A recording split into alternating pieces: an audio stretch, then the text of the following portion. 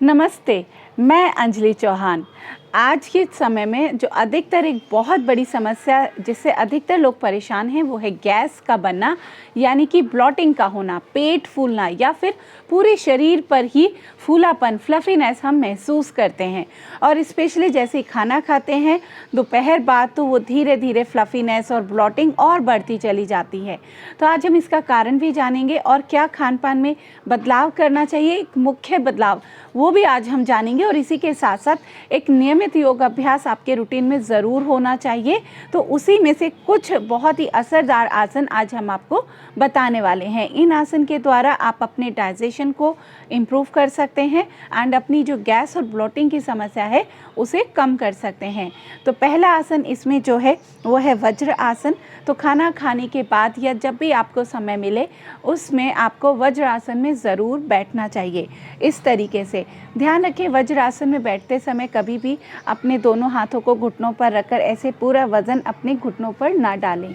सहज तरीके से सीधा रहते हुए आपको इस तरीके से अपनी क्षमता अनुसार वज्र आसन में बैठने की कोशिश करनी चाहिए। अब सीखते हैं यहाँ पर अगला आसन जो है यहाँ पर मल आसन।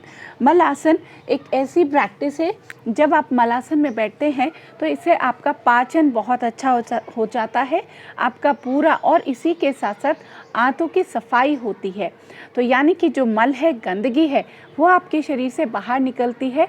आपका लीवर फंक्शन हो, आपका पैनक्रियाज हो, उनका फंक्शन भी बेहतर होता है। तो इस तरीके से गैस, ब्लॉटिंग और कब्ज़, इन सब की समस्याओं में आपको बहुत ज़्यादा फ़ायदा होगा। सुबह के समय ज़रूर आदत डालें मलासन में बैठने की अपनी क्षमता के अनुसार। अब बारी आती है यहाँ पर एक और आसन सीखने की। तो इसके लिए भी आपको अगेन वज्रासन में ही आना है और दोनों नीज़ में गैप बना लें। जितना भी आप गैप बना सकते हैं उतना डिस्टेंस बना कर रखें। अब हम दोनों हाथों को पीछे ले जाएंगे इस तरीके से और क्रॉस कर लेंगे। सामने देखना है, बने रहना है। एक बार पीछे से आप देख लेते हैं किस तरीके से क्रॉस करना है। सिंपल इस तरीके से क्रॉस करते हुए यहाँ पर भी आप अपनी क्षमता अनुसार होल्ड करेंगे। 1 मिनट तक भी आप इस आसन में रुक सकते हैं।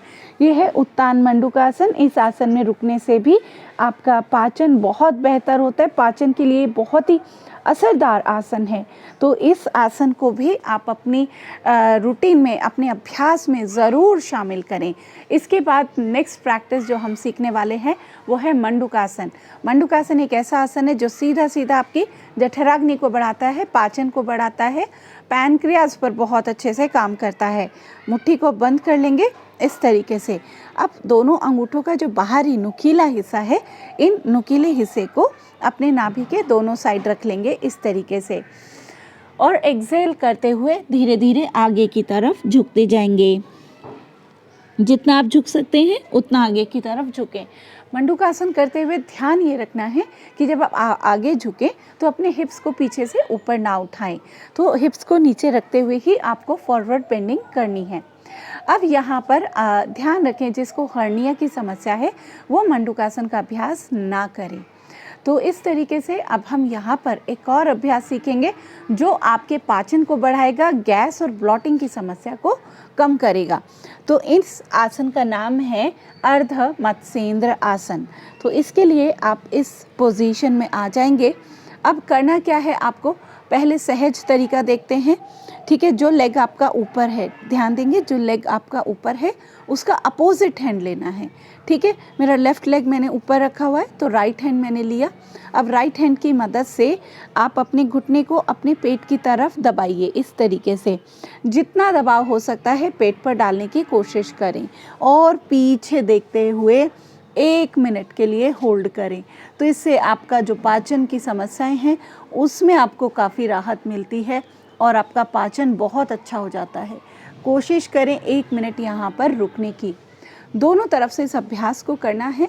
इस प्रैक्टिस को आप अगर अच्छा योग अभ्यास करते हैं तो धीरे धीरे इस आसन में आने की कोशिश करें इस तरीके से। यहाँ पर भी आपको 1 मिनट ही रुकना है।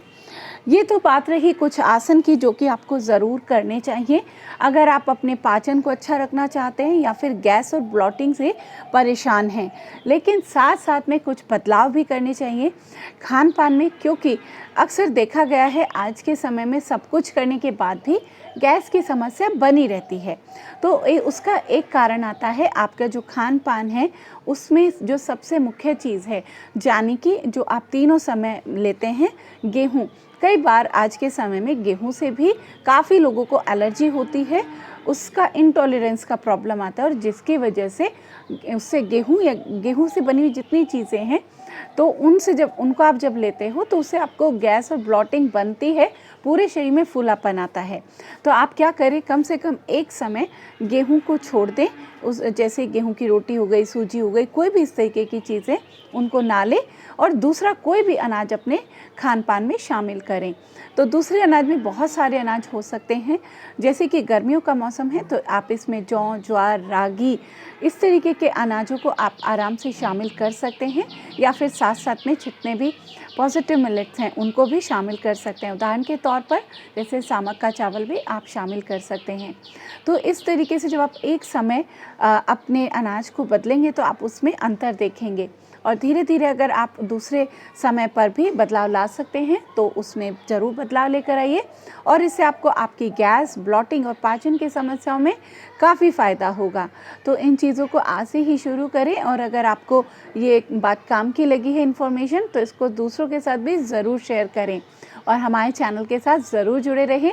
हमारी ऑनलाइन रेगुलर क्लासेस चलती हैं तो जिसको सभी क्लासेस को मैं खुद लेती हूँ।